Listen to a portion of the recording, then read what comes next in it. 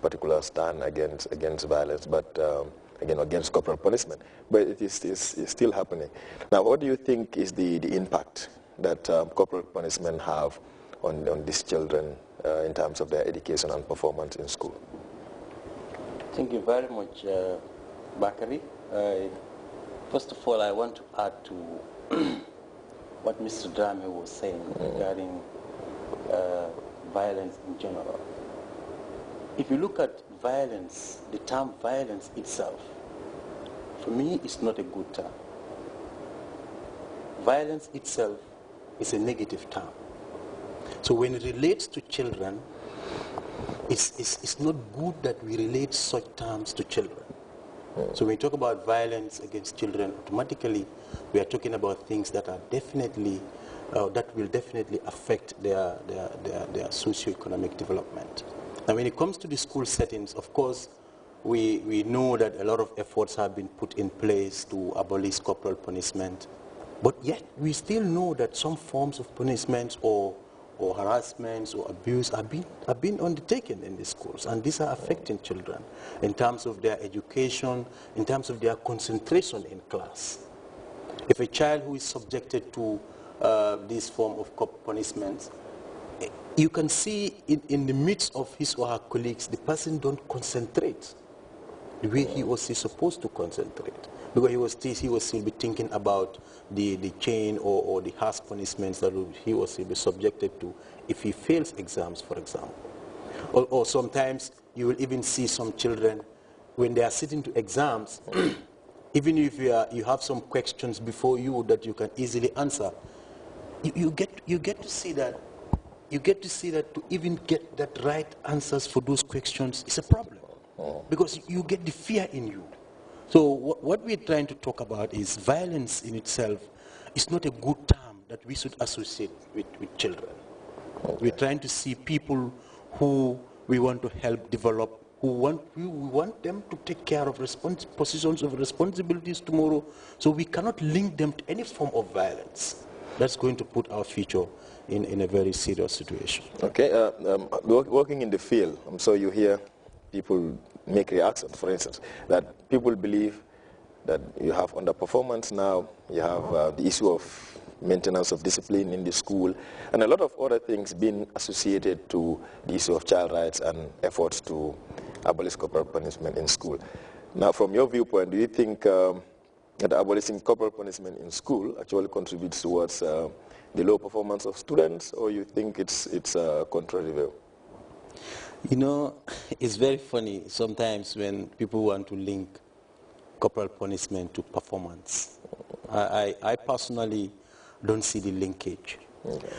You know, in order to have a child concentrate in class to be able to do what he or she is supposed to do, I don't think subjecting him or her to those type of punishments is what will make him to be who you want that person to be.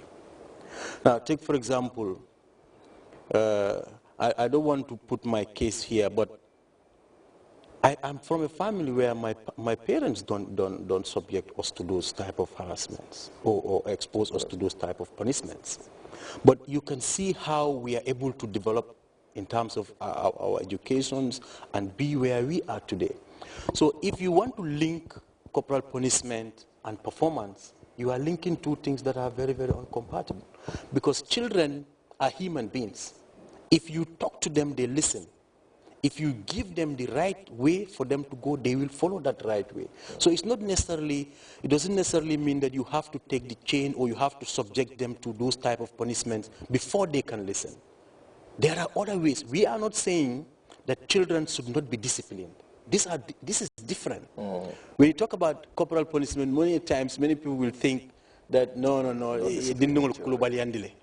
that's not the point. The point is, we want you to look at ways and means of preparing these children so that they will be able to understand how they can participate fully in their educational process. They need to participate in the process, but not to subject them to situations where you think that is what is going to make them perform well, when in actual fact, if you don't mind, it will even... I know of a colleague who had to drop out of school because he was subjected to certain types of things that he cannot bear. So these are some of the consequences that might lead these children to. Okay, and I think just to add on to, you look at the comparison between the public and the private school, for instance. We know in the Gambia we have quite a number of private schools, and rarely do we, or probably zero tolerance. There's zero tolerance for corporal punishment, and you have students from those schools performing extremely well, sometimes even better than those in the private schools. So I think the issue of corporal punishment being practiced in public schools could be, but then how do we link it up to what happens in the private school where there is non-corporal punishment and you have students performing extremely well? And the issue again about the aspect of violence against children. We know a few years ago the United Nations did a global study on violence against children, and they looked at a lot of issues. And in the Gambia also we did one on corporal punishment. Other countries focus on sexual abuse. But then looking at that report, where do we think violence against children usually happens? Places where children can be subjected to violence. Thank you very much, Bakari. I just want to connect to what Mr. Dabo was saying. I think we need to understand that, as he has said, that we want disciplined children. We want disciplined adults. We want a disciplined nation. And you do not have a disciplined person, a disciplined community, a disciplined country, when its children are subject to humiliating and degrading treatment. I have come to understand that violence begets violence. Research has proven that when a child lives in a violent environment, he or she becomes a violent individual, because violence itself is a learned behavior. We learn to be violent by what we see in our surrounding, in our school, in our homes, in our community. And as he has said, we want people who are disciplined. Whether the teacher is in the classroom or not, this person has internal self-control. This person behaves well. And that's the type of individual you want. The one who comes to work on time, the one who respects authority, the one who respects his or her elders, the one who understands that he or she has a purpose in life, a mission, and with or without people supervising him or her, he would go to fulfill that. I think that is the type of person we want in our schools. And as he has said, that underperformance of students in schools, probably quite a lot of factors would be responsible. So just pinpointing the absence of corporal punishment, I think for me would be misleading. I often also hear this argument. But we know that in quite a lot of schools, and with the efforts of the Minister of Basic and Secondary Education, they are promoting positive discipline in schools. They are training teachers on how to manage classrooms, how to involve, how to be child-centered, how to make learning child-centered, how to make the learning, the main focus, the student as the epicenter, as the focus.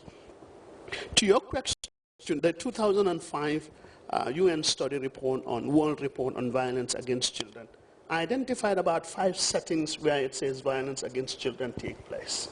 So it identifies the home or the family as one setting. It identifies the school or the educational setting. It identifies workplaces.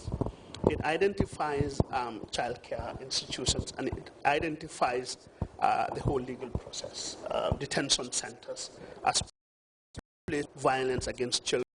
So if you look at all these 5 settings, they are the whole society. So it basically is telling us that violence against children take place everywhere, in the home, which is private, and outside of the home, which is public. Okay, but again, from that study and going back to countries, and so a lot of countries are doing activities that came out, or recommendations that came out from that report. Now, in the Gambia, what are the concentrations? What are the things that we, as a country, by government, by NGOs, intend to do or are doing to ensure that we reduce the incidents or eradicate violence against children in all the settings? I think the existence of legal instruments, the Children's Act, the Women's Act, the